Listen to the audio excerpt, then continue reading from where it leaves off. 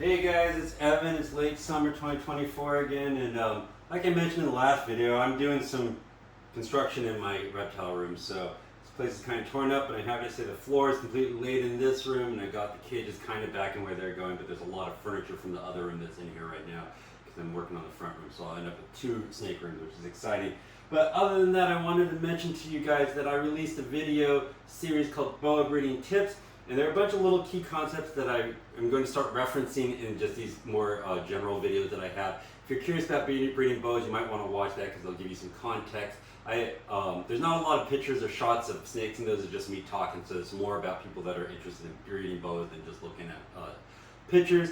But other than that, in that series, I made an offer to you guys that I'd share something with you. So go over and check that boa breeding series out, and if you want that offer, go ahead and make a comment, like, and subscribe, because we got something of value for you guys that'd be kind of interesting. Other than that, the topic of today's video is, do I feed my snakes frozen thawed, or do I feed them live? I'm making a couple real basic videos about feeding, and the answer for me is simple: frozen thawed. Pretty much exclusively frozen thawed. Every single animal in this collection eats frozen thawed. It's not an ideological thing, guys. It doesn't mean that I'm against live feeding. It doesn't mean that I'm going to judge you harshly for feeding things live. I do believe that frozen thawed is superior for 3 reasons. I believe that it is safer for your pet, in that especially like rats and fully furred and mature animals are really dangerous to feed to your animal. And you will end up having problems over time if you eat live, I think, especially in a collection this large. Number 2, frozen thawed is more practical. For me, as somebody that doesn't breed rodents and would rather spend time cleaning snake cages than rodent cages, it is much more practical for me to just buy my frozen rodents and have them stored in a deep freezer and have everything I need at the exact time. If I was trying to get all these things live all the time and I didn't breed my own animals, it'd be kind of a nightmare to get everything that I need. So it's just more practical. And the third reason why I feed frozen thawed is I think it's better for the feeders, and it's more humane for the feeders.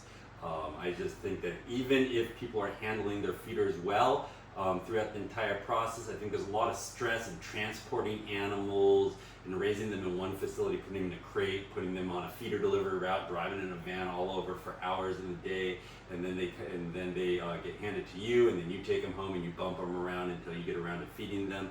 And a lot of people will hold them for a couple days as they feed through them. So it's just a matter of feeder welfare. I think that's a concern too. I think as a general rule, we're all animal lovers, and I don't think anybody's actively cruel. I think most people are not actively cruel to their live feeders, but I think that there is stress in the process.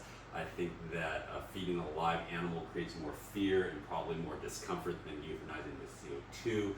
And I think that just as a general rule, we really need to be considering and prioritizing feeder welfare. I'll just tell you things like this. If you don't realize this, if you take pinky mice and you keep them for more than an hour or 2 away from their nursing mother, you'll hear them start to suckle because they get hungry and thirsty. So imagine when you hold them for a day or 24 hours, you want to be fed every couple hours. So just think about feeder welfare other than that.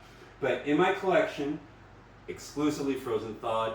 The exception to that is occasionally, when I have litters and things, I'll get in some live pinky mice, or I'll get in some live small mice to start boas. But I'll just tell you, even with them, it's not usually about live versus not live. There's a few animals that you'll run across where the live rodent is just the ticket to get into the feed, but usually you can transition them off quickly. But more than that, when you're trying to get things to feed, I'd say that live versus not live is less of an issue than presentation and a bunch of other little things that you're doing that are subtle.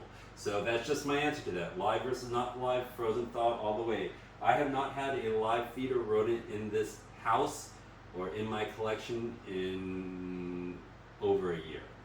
The last time I used them was to start some children's pythons. But this year I got 13 children's pythons feeding without live rodents. So it just tells you that it can be done, and I think it's better, and that's just what I do. Period. Take care. Bye-bye.